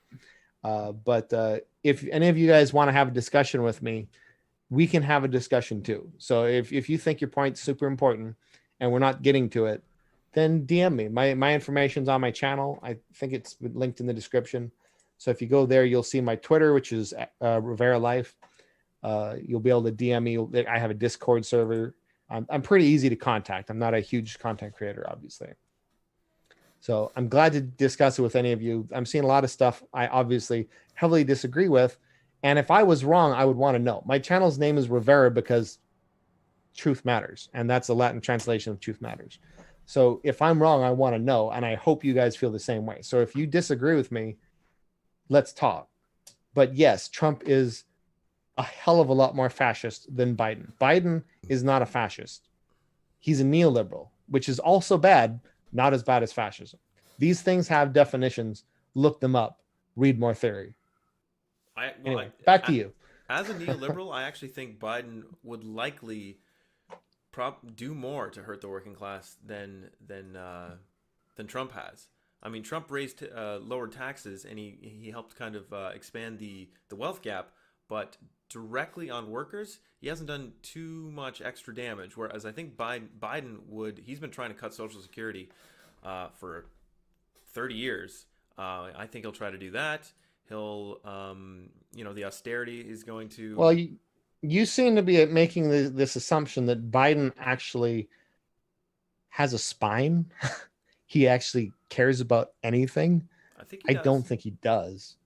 I mean, his policies have changed with the wins. It's as a senator, it's a lot easier to be bought, and he definitely has his donors, but there's no denying he's drifted a lot to the left. Like his public policies are very far left compared to his previous runs, compared to past Democratic runs. It's probably pretty easy to argue that his platform is the most progressive it's ever been, which is still not enough. Easily. But his climate change policy is pretty freaking aggressive for establishment Democrats. I don't think. Yeah, but that's the thing, though. When have you ever heard Biden mention any of those policies? Those policies were put together by a team. When do you hear him mention anything? By a team who wanted to appeal to the left. He's hiding Biden. Yeah, which is a great strategy, by the way. I mean, I think for him, I give them their mad credit for that campaign strategy, because modern politics is all about who do you hate the most, and it's hard to hate the guy you never see. If you don't see Biden and you don't see him say stupid shit, you have this image in your head as a normie that he's like a grandpa figure that was beside Obama all the time. And it's hard to have this kind of virulent hate that people had for Hillary. So it's a brilliant strategy. He's just going to kind of stay not very visible and keep it all about Trump, because Trump is horrible. So, I don't think that's a bad thing. He's not talking about the policies because he's not talking. They're still published on his website. They're still part of the official platform. I don't think he's going to, if we actually won Congress and these things are actually passed, I don't think he's going to veto things that were on his own platform. So, I mean, he's not going to be as harmful as Trump, even if in some areas he was worse. So I would say the thing he's weakest on by far is foreign policy. I've seen some people in chat talking about that. That's a complex issue, and it's difficult to actually say who is worse on foreign policy. It's not as cut and dried as a lot of people like to think it is. But regardless, I don't think anything's more important than democracy itself. Because if we don't have a chance to fight in future elections, nothing else is going to matter a whole lot. We're never going to have a chance to win if we can't do direct activism because we're labeled terrorists and cracked down on by the FBI. We're not going to be able to win elections if we don't have real elections anymore. That's exactly what happened to somebody can correct me if I'm wrong, but that's what happened after the 1905 failed revolution in Russia. They locked up and banned all the Social Democrats, which was the socialists in Russia. But then over time they regained their strength, and to the point where they pushed to get legalized again as a party and back in free and fair elections, because do you think we have time for that class power. So we don't have time to lose all our power and be suppressed by a fascist iron fist regime, and then over decades crawl our way back into power. But it doesn't matter, because at the end of the day, I think we both agree we don't have time for that. Will never get us. You can't elect your way into abolishing the state. You can't elect your way into socialism. It's going to have to be from the outside as a workers' organized party, regardless. That might be, but you can't have a revolution without enough popular support to feed it, for one thing. That's why you secondly, I think in the United States, it's a lot more likely that you could have a revolution politically than militarily, because we have, I struggle to see how any revolution could possibly be successful in the United States.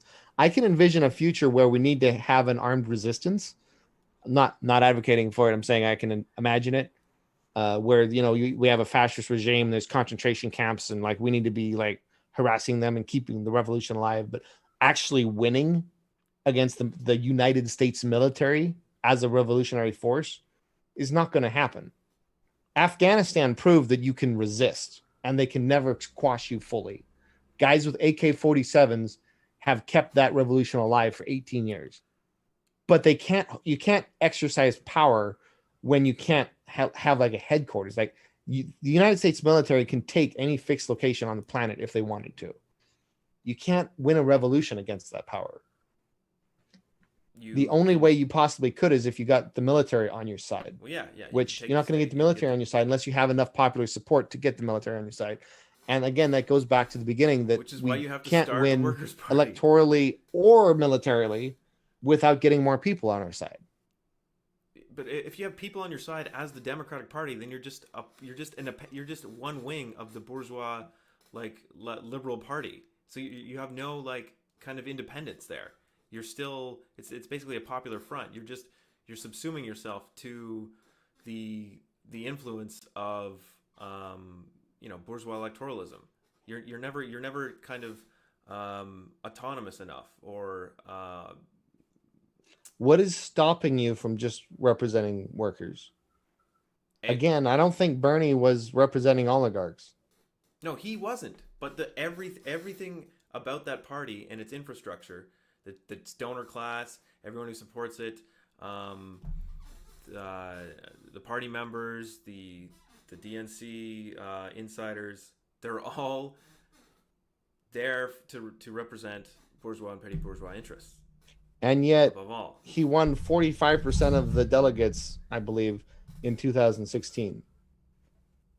In spite of all that, which means we only need to grow like 10% to win in a primary. Whereas you need at least 700% to win as a third party. But this entire discussion reduces down to the fact that it's a two-party system and we only have three choices. It's Trump, it's Biden, or it's choosing not to choose. Third parties do not do anything good in the United States system. And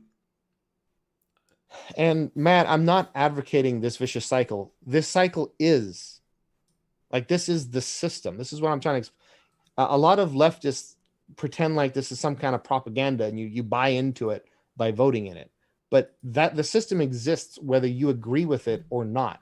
The only way you can change the system is by winning power in the system or winning power without the system. But either way, you need a lot of people. Yeah, and it has to be right now we don't have enough people to not. Well, it would. Why would it not? Again, so we have a goal. Do you think if somebody won twice as many votes in a Democratic primary, do you think they would win that primary? It wouldn't matter because the most we could ever do is try to achieve a social democracy again for a brief period of time, and then it would all collapse again. It would all get rolled back. Why? So why can't you go past that? A boulder up the hill like Sisyphus. You're just trying to get to that like mediocre level of like social democracy, and you can never get past it in the two-party system. So you have to go outside of it. Well, A, I don't agree with that. But B, again, this goes back to the principle of comparison.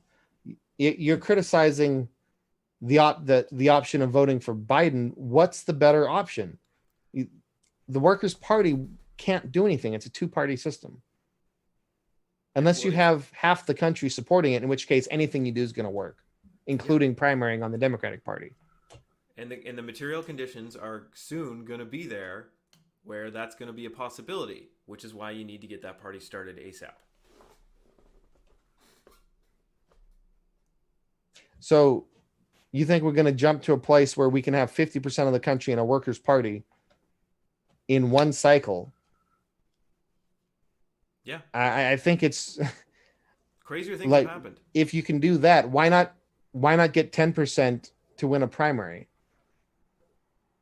Because like I said, you can't. The risk is so much higher with your strategy, because if we don't get 50%, if we get 30%, and the Democrats get 30%, and the Republicans get 40%, we have fascism. They're We don't have worse. fascism. They We have actively harm the middle class and the poor, the same economic and factors us, and the are environment. And the same pressures economically, environmentally are on the Republican Party as they are the Democratic Party. So fundamentally, there's not going to be much of a difference there.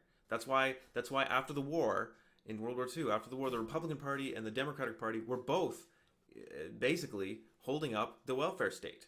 You know, you had Reagan, not Reagan, you had Nixon, you had Eisenhower, and it wasn't like a huge a huge switch from like neoliberalism to welfare state politics. No, they were all in the same consensus because of the economic conditions that basically that was their only option to keep the American empire alive. And the same thing is true today. So these two parties here are not going to be that fundamentally different, whether it's Biden or Trump. One will be shittier for more people, for sure, but at the end of the day, it's not going to be fascism because it's an electoral project they're doing, not a social movement from below to crush leftists and workers. I mean, fascism is premised on crushing socialism and worker power, and the idea of splitting society into classes. Fascism is premised on unifying and pretending that and like if you look at any definition of fascism, Trump is pushing us very quickly along all of that. yeah, liberal. Like, it is happening very quickly. Those are all liberal definitions of fascism, not material-based ones. That's why people need to read Trotsky. Everybody in chat and watching this, fucking read Trotsky on fascism. What fascism is to me, maybe we should have defined it, is in a nutshell, it's weaponized tribalism. It's the majority demographic advocating for power for themselves against everything else. That's all they care about. And as part of doing that, they scapegoat minorities, and it always leads to harm. It leads to excessive nationalism, and leads to war. It always collapses. Like, there's a lot of stuff here. But it emerges it's like not just an economic system. You can't have fascism. Here, this is the 14 points of fascism. I'll link it in the YouTube chat. No, yeah, but that's if you disagree with this, maybe we should discuss that. That's Umberto Eco. That's liberal. That's liberal definition of fascism. That's just listing characteristics that you would see in already existing fascism. Whereas fascism actually has to come out of material conditions, specific ones. You can't have fascism 3,000 years ago. It doesn't make any sense materially. It only makes sense after a period of decay in capitalism and a failed leftist movement or revolution, and it's a reaction to it. So, the leftist movement's been failing in the United States. Capitalism is failing. Sounds to me like you're describing a situation in which fascism can rise. Leftists never. And what do you know? Fascism is rising. No, like in Italy and in Germany, the leftists actually had power, but their revolutions failed. And once those revolutions fail, then the right emerges as a reaction to it. We've never had anything close to that in the States. So your argument is you don't think fascism can come into power if the left doesn't have power first? Yeah, because that's what fascism is. It's not just it's not a list of characteristics. There's nothing intrinsic to fascism that requires the left winning first. Yes, it's the class basis. It is the petty bourgeois class basis of thugs who go around beating up and organized paramilitary groups, beating up workers and socialists to take power away from workers groups, basically. I mean, that's been happening. No one's been going around. No gangs of thugs have been going around beating up workers for striking or whatever. That hasn't been happening. I mean, not for striking, but yeah, I mean, the armed groups of thugs going around beating up BLM and Antifa, and shooting people, and this is all happening. They're just sticking around protecting property. These are cultural divides right now. This is not a class divide or a material divide. It kind of both, I think. Well, we're not going to solve this argument now, but I would suggest you read Trotsky's take on fascism. I mean, if I don't see how it matters. If you're calling what Trump is doing something else, it's no less dangerous. Right. It's still The bad. fact that he's It's still attacking very bad. democracy literally every way he possibly can, he's stoking divisions along every way he can, whether it's class or race or anything else. Uh, he's active, like all of the, like I've seen a lot of policies go by chat about how Biden did this and Biden did that. Well, Trump agrees with that. Like he's making those things worse generally. Like it's not like he's anti-Biden on private prisons. Like he's giving private prison contracts to his buddies, if anything. Like it's not getting better. Like, why do you think we have a zero tolerance immigration policy? That helps the private prison industry, Yeah. his golf buddies. Like, Oh, yes, Biden's bad. Trump's worse. Like, you don't have to tell me how bad Biden is. I know he's bad. Trump's worse. And even if everything else was equal, the democracy and the right to direct action are the two things that we need Trump to lose on, because we need Biden in there instead. But at the end of the day, fundamentally, we cannot get where we need to go for our human existence through a Democratic Party. Yeah, but you haven't substantiated that. There's no reason to think Has that. it happened before? If you had 30% of the country that supported your candidate in a primary, there's nothing in the makeup of the Democratic Party that could stop that person. I disagree. It's in their DNA that they're very much a bourgeois party for bourgeois interests. Not if the head of the party, like I don't know what to say, because I know you're Canadian. I'm Canadian by birth, by the way, so I'm not going to shit talk Canadians. You have a better country than we do, but this country is a two-party system, and it's mathematically more vulnerable at the primary level. Like I don't know what you haven't countered this point. Like, do you think, the turnout for the election is like 7 to 8%? How is that not more vulnerable than in a general election with a third party? Other parties have won in elections before in the United States. Yes, 150 years ago. Jesse the Body if you understand what makes a two-party system a two-party system, and again, I would recommend the CGP Grey video for this. It does take a while to kind of bounce back and forth and refine itself until it's just the two parties, because people don't really understand that it's a two-party system yet. So there will be multiple parties, and that's what we saw in the United States. The material conditions, the actual substance of how people view this have changed a lot. Like, there's been no you haven't really made an argument for how it's not a two-party system. And I don't think you've made an argument for how the system's most vulnerable at the primary level.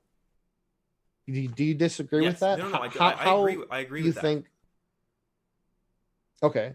But I disagree that So if you can't win in a primary, how are you going to win as the third party? Because it's our only chance to get what we want. It doesn't matter, because like I said, if we can only get, you have zero chance of getting what you want in a third party. Zero chance. It's not more chance. It's zero chance. It's not zero. It's zero. It's greater than zero. But it's also zero chance that we can get what we want through the Democratic Party. So yeah, maybe we might be no, but it is a lesser evil. Your vote does something. Okay, yeah, it's a lesser when you're evil, voting for the lesser evil. It's still just going to continue capitalism and maybe a slightly nicer version of capitalism. Right, which is why we have to challenge those systems in other ways, but still vote for Biden. Because there's three choices. There's Trump, there's Biden. Basically, let's just remove all the complicating factors out of here and look at it like this. If you have three choices, greater evil, lesser evil, and choosing not to choose, which one of those maximizes well-being in society? Well, I mean, if I agree with your premises there, then yeah, it would be the lesser evil. But again, so in this election cycle, yeah, I would, as it stands now, if the election were held tomorrow, I would encourage people to vote for Biden. But a better option would be getting that Workers' Party started as soon as possible and throwing all your weight into it. But that doesn't exist now. Like I So, said, I would support a Workers' Party if it wasn't splitting the vote and helping fascists but win. it always will. No, it There would doesn't. never be a time when that I wasn't true. described a way to do the Workers' Party without that. Like you can run in local elections that are uncontested. You can make sure to, like, if you're not winning an election, you drop out before the election. And more importantly, you can put your resources behind primarying people. Okay, would Like you, you don't have to. if you agree that no matter what, that in the next 20, 30, 40 years, the U.S. will slide closer and closer to the possibility of fascism through the decay of imperialism and capitalism, then does it not become more and more necessary to abandon the Democratic Party and go for something more radical? No, because the Democratic Party isn't some kind of monolith that exists outside of what the people want it to be. I disagree. This is, I think, a false idea you have. Because again, if you had even just 5% of the country that's politically engaged enough to vote in a primary, that would change the makeup of what the Democratic Party. That would change who they represent and how they represent them. We have a lot of progressives winning. Uh, was it Bowman who won one of them? Obviously AOC and the Squad from 2016 and 18, and Ro Khanna. We have a lot of people winning power in these elections that are through the Justice Democrats. That is the way the system is the most vulnerable. They are Democrats, but they're pushing the country left and they're standing up for workers' rights and stuff like this. And that's the only way to get there. If we have to stop the bleeding first, that's part of healing the wounds in this country, is stopping the bleeding. If we keep letting democracy die, third party's not gonna be able to do anything. So again, you basically, I think you've already conceded the argument when you said, given those three choices, you choose the lesser evil. Yeah, but I'm saying if there were another Because choice, that's I would choose something different. well, there's not, so that's kind of conceding the argument up It front. is. And B, if there was a workers' movement, the way they could best exercise their power is by primarying the two parties. It wouldn't be by running as a third party, unless there's uncontested elections or something. If Bernie Chris, I can imagine a world without capitalism. That has nothing to do with this. You guys are saying a lot of stupid shit in chat, and I would love to talk to you about it. but you can't end capitalism through not just bourgeois parties, but through electoralism. I don't have access to the quote here, I don't think, but I might be able to actually find it. But I've been told that Marx said that if any country could institute socialism electorally, it would be the United States. That's what Marx said. You're gonna have to find me that one. Well, I don't know if I'll try to look for it here while we're talking, but if I don't find it, I'll have to message it to you later.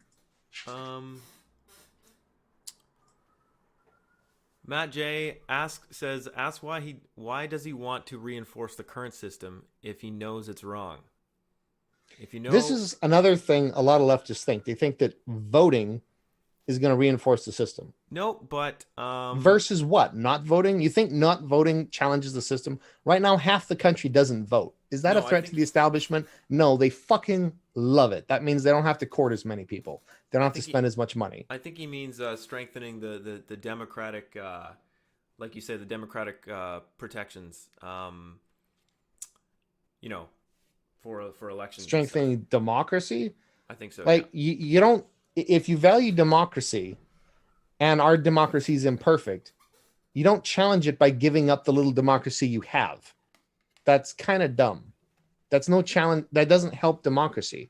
That's giving up the democracy you have. Okay, but let's phrase this another way. We have three choices: less democracy, more democracy, not choosing.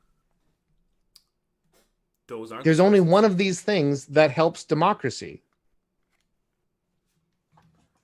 But again, I mentioned this earlier. It's kind of a mechanical view, or a static view of politics you're looking at here. It's not dialectical because democracy again is and democratic republics in particular are dependent on capitalism and in particular healthy capitalism. And the less healthy a capitalist society is, the less it can support democracy. And that's exactly why we're heading towards. I mean, so it wouldn't matter, Right. So who's in this is power. another argument I've heard from leftists. So it's kind of the accelerationist thing. If we No, let no, the no, system no. collapse, then we can put it in our system. And it's kind of a revolutionary kind of argument. But here's the problem. If this country collapsed right now, what rose out of the ashes wouldn't be socialism, it would be fascism. I'm The not fascists in arguing. this country are stronger than we are. No, no, no. I'm not arguing. We try to So, collapse it. I'm right. arguing I don't this is think you would argue inevitable. with that, but there's people in chat that seem to be suggesting that the idea of voting is propping up the system. And the system needs to be propped up because if it collapses now, it does not help us. It helps fascism. They have more power in this country.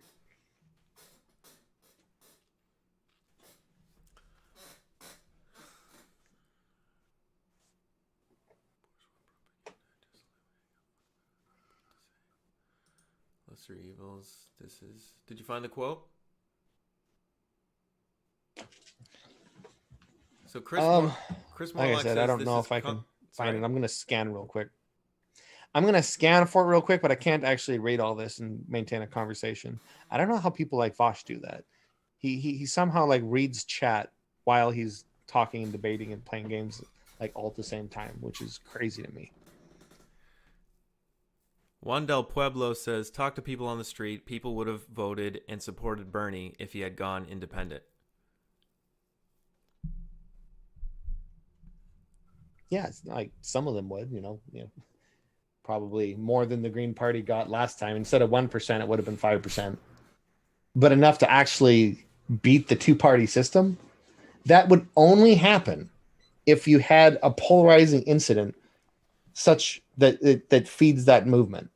Like I said, I was ready for this. I was telling everybody they need to be in Milwaukee during the DNC convention because if they screwed Bernie over, that's the time to try to seize power. Like these kind of like it takes a fucking revolution to displace the two parties because it is a two-party system. So the only way to take power from one of the two parties is to become the other two party, the second party. Like this is a two-party system, and that can't change until the laws change. How did But how did you Jesse could, Ventura get in in power? theory, hypothetically, replace one of the parties. The only way you can do that is if you have enough popular, like you pick the right moment in time. This is what revolutions are about, is picking your moment. If you Yes. try for revolution too soon, you get crushed. Yes. It's similar with an electoral revolution. So if if Bernie went into the DNC with 48% or more of the delegates, and then they fucked him over and gave it to somebody else, that's such a crazy anti-democratic action. That's a good time to try an independent run as Bernie and to try to start a workers' party. That may But have it been what didn't actually happen. would have And I don't happened. think it will happen because the DNC isn't fucking stupid. The They DNC is understand pretty that they stupid. lose all relevance if they do something like that. So I don't think they would do something like that. But if they did, that's when I would support it. Not before, because we still have to choose the lesser evil. It's too late to try to do anything else. We have a couple months before the election, and we have lesser democracy, more democracy, or choose not to choose. And I value democracy because it's the only way we can cling to power right now. You're not going to win revolutionarily right now. You're not going to win any other way. You're not going to win with a third party. I'm saying it's out of our hands whether democracy is stays or goes. It's like It's it's a We can historical. vote. No, it doesn't matter. It doesn't matter because It does it's matter premised. because Trump is far more of a threat against democracy than Biden is.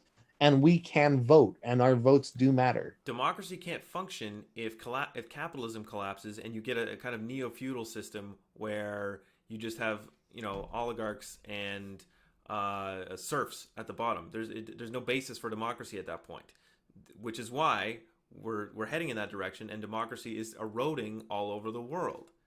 So it's almost irrelevant, which is why you have to go by, we have to start really being serious about outside means, Well, I outside mean, that's a electoralism. different. If we get to that point, which I disagree, we're going to get there anytime soon. But if we got to that point, then that's a different argument. This debate is about this election cycle, and in this election cycle, Trump is an existential threat to democracy and our First Amendment rights to direct action. If Trump loses, and Biden wins, the same factors are going to be in play in the next 10 years, Not the regardless. same factors. Biden is not going to ask foreign powers to interfere in our election. He's not going to cancel security briefings to Congress. He's not going to sit there and let foreign powers hack our election. He's not going to campaign to decrease the black people's access to vote or any lower class people. He's not going to try to sabotage the USPS so people can't vote by mail during a pandemic. Like, No, it's but not equal. no, but he will allow the continuance of, capitalist and bourgeois power to overwhelm and to grow So does over. Trump. Yeah, Principle of comparison. Biden is the lesser evil. And as the lesser evil, if you oppose evil, that's your only choice. but if it okay, So yes, he's bad, but when he's in power, we can point to his failings to move people left.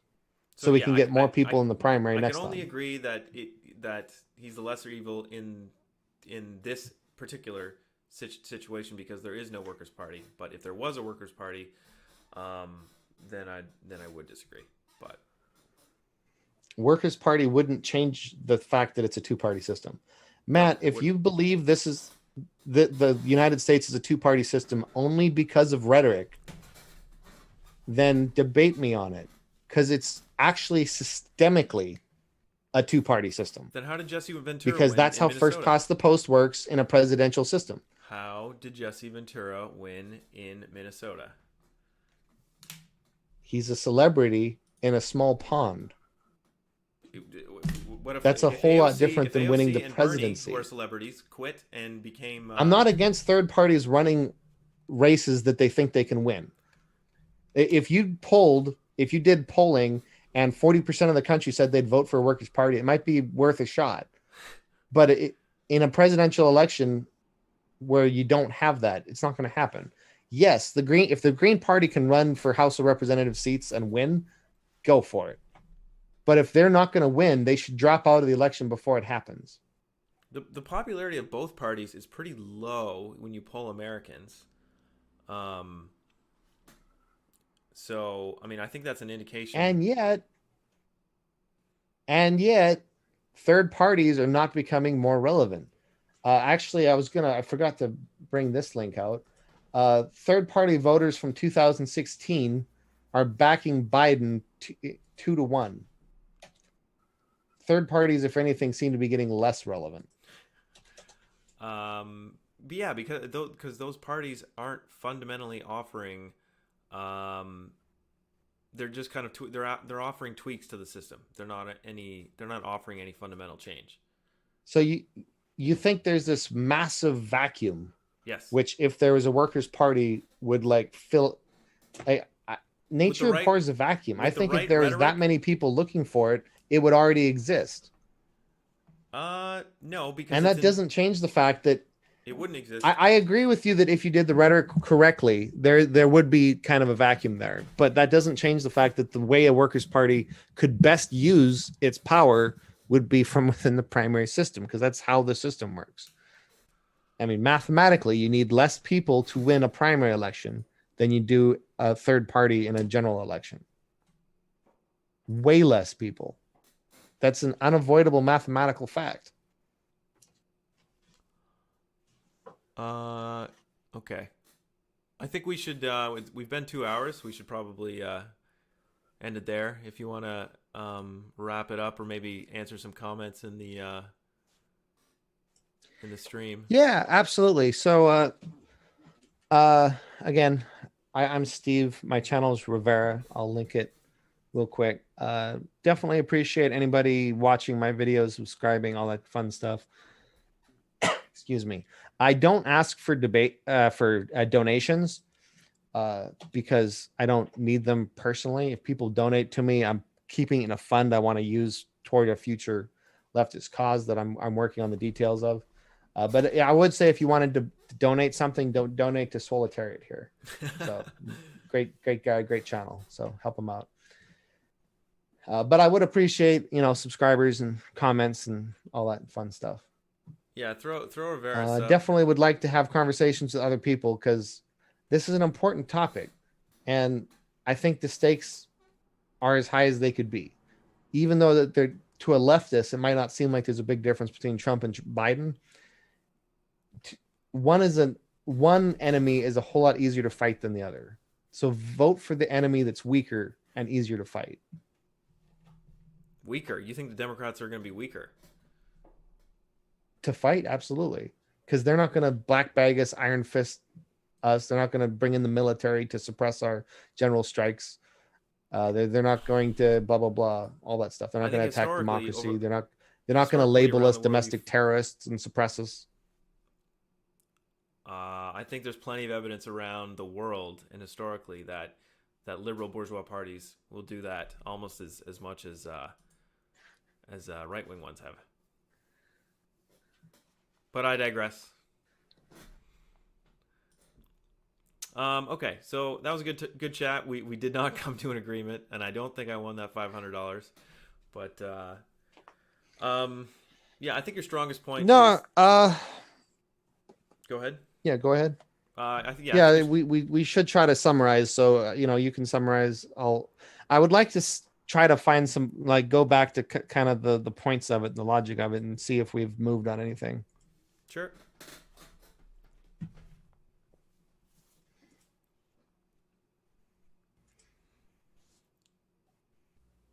I'm sorry, I kind of interrupted you when you were doing that. So yeah, I thought, your strongest point to me is that,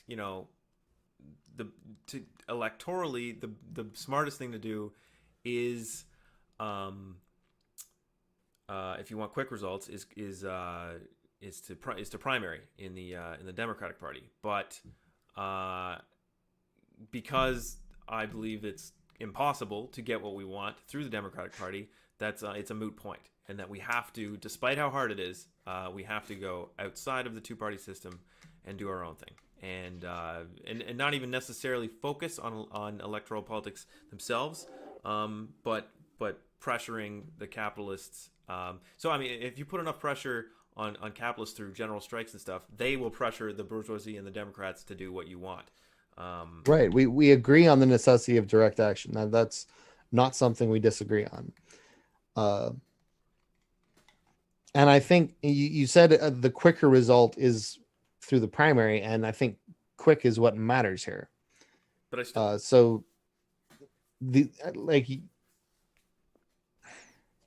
how can I put this to wrap up?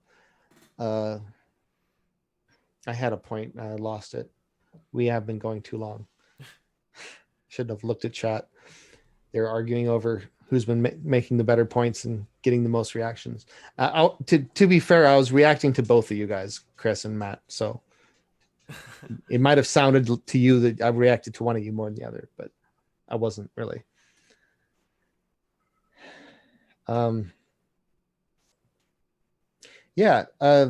the most important thing, and I think this is something we can both agree on. The most important thing, if you're a leftist, isn't strategy. Because no matter what strategy you have, if we're 2% of the population, it's not going to work. If we don't have enough power to win an election 7% of the people vote in, you don't have enough power to do anything. So the most important thing isn't even strategy. It's talking to people in real life and winning people over. Yep. Online activism, I'm not going to say it doesn't matter at all, but it's very, very rare you win anybody over to your side. It's very, it's an engagement optimizing algorithm.